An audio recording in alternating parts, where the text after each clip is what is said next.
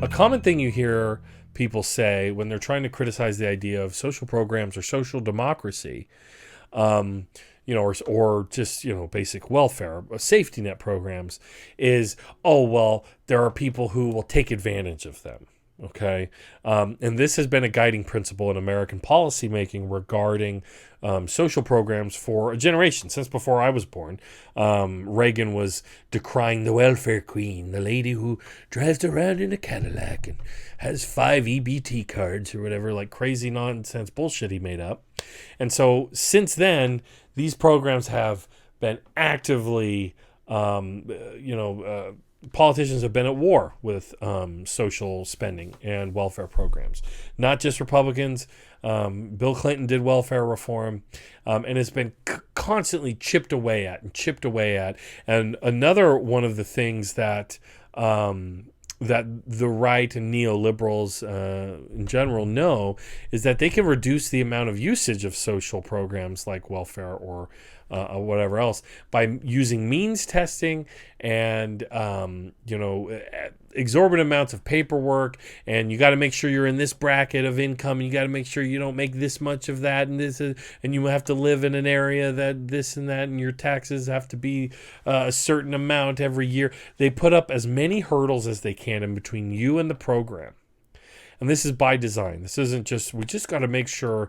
They want it to be difficult to access. They want it to be difficult to access. And this recently, ProPublica, which y'all should pay attention to ProPublica, check them regular. It's a nonprofit investigative journalism outlet. Just came out with this pretty indicting expose. How unemployment insurance fraud exploded during the pandemic. Bots filing bogus applications in bulk, teams of fraudsters in foreign countries making phony claims, online forums peddling how-to advice on identity theft inside the infrastructure of perhaps the largest fraud wave in history. So the unemployment pandemic, or the pandemic unemployment, which was spurred, through Congress, the additions to unemployment, was met with massive fraud, like massive numbers of fraudsters accessing this money. Listen to this. I mean, they really, try to spark it up in the beginning. You got to write a good lead, kids. That's how journalism works. A Bronx man allegedly received $1.5 million in just 10 months. A California real estate broker raked in more than $500,000 within half a year. A Nigerian government official is accused of pocketing over $350,000 in less than 6 weeks. What they all had in common, according to federal prosecutors, was participation in what may turn out to be the biggest fraud wave in U.S. history, filing bogus claims for unemployment insurance benefits during the COVID-19 pandemic. The brokers pleaded guilty, while the Bronx man and Nigerian official have pleaded not guilty. Fraudsters have filed in high volume, sometimes obtaining payments from multiple states, despite the fact that a jobless person is barred from getting assistance in more than one state. One person, according to the U.S. Department of Labor, used a single Social Security number to file unemployment insurance claims in 40 states.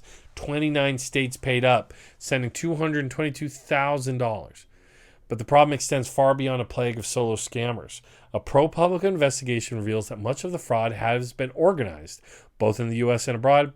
Fraudsters have used bots to file online claims in bulk, and others located as far away as China and West Africa have organized low-wage teams to file phony claims. Let's see. Now, listen to this. In addition, the fraud has been enabled by a burgeoning online infrastructure whose existence has not previously been reported in the mainstream press. Much of it is geared towards exploiting the aging or obsolete state unemployment systems, whose weaknesses have drawn warnings for decades. Communities have sprouted on messaging apps such as Telegram, where fraudsters trade tips on how to cash in.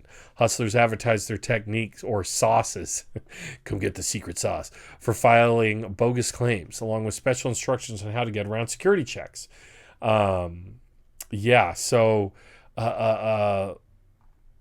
I mean, there is a lot of this. Like we said, Telegram, I mean, that's well known for kind of housing a lot of the far right, creepiness.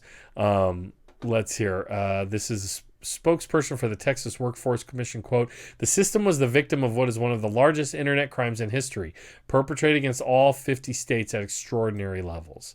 Wow. So let's see. Bernstein and officials for other states say the damage could have been even worse. They say they've been able to stop billions of dollars worth of bogus claims before they got paid. Now, people are going to focus on this, even if they do, if the right even takes the time, if they're not just worried about critical race theory and, mask mandates or whatever else, vaccine passports. They might complain about this and say, well, you see, this is why social program and social spending is bad, because it leaves itself open to fraud. I think what needs to be explained straight up from the beginning here is the completely extenuating and almost surreal circumstances that this happened in, right? Nobody expected like millions of people to be out of work overnight because of something like this pandemic. I mean, some people imagined it, obviously. But our country and the political reality of what it might look like for millions of people to be out of work overnight just was not understood or respected. And part of that you hear is the aged online systems that these states used, because we don't fund social programs or the safety net. So we have these aged, decrepit online systems that were easy targets. In some cases, it was easier for fraudsters to get a fake unemployment claim than it was for real people in the state who were unemployed to file their claim. And that specifically is because of the design, not just the poor or aged design of these websites where people sign up, but also because of how we access these programs are designed to throw up as many barriers and hurdles as possible, so you just don't end up getting it or qualifying, or you just throw your hands up and give up, right? So keep in mind, that's when we think of talking points, people throw up a lot of smoke screen and muddy the waters with this stuff. Remember that universal programs, social programs,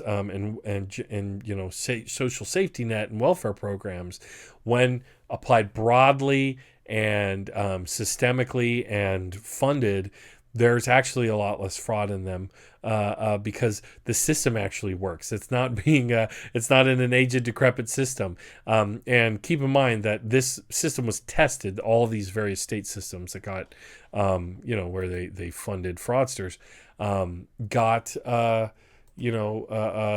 this all happened during a crisis. So it's often in moments of crisis when things like this, can happen. But yeah, don't believe ever like all the I don't want to say propaganda, but the spin, right? There's a spin to this.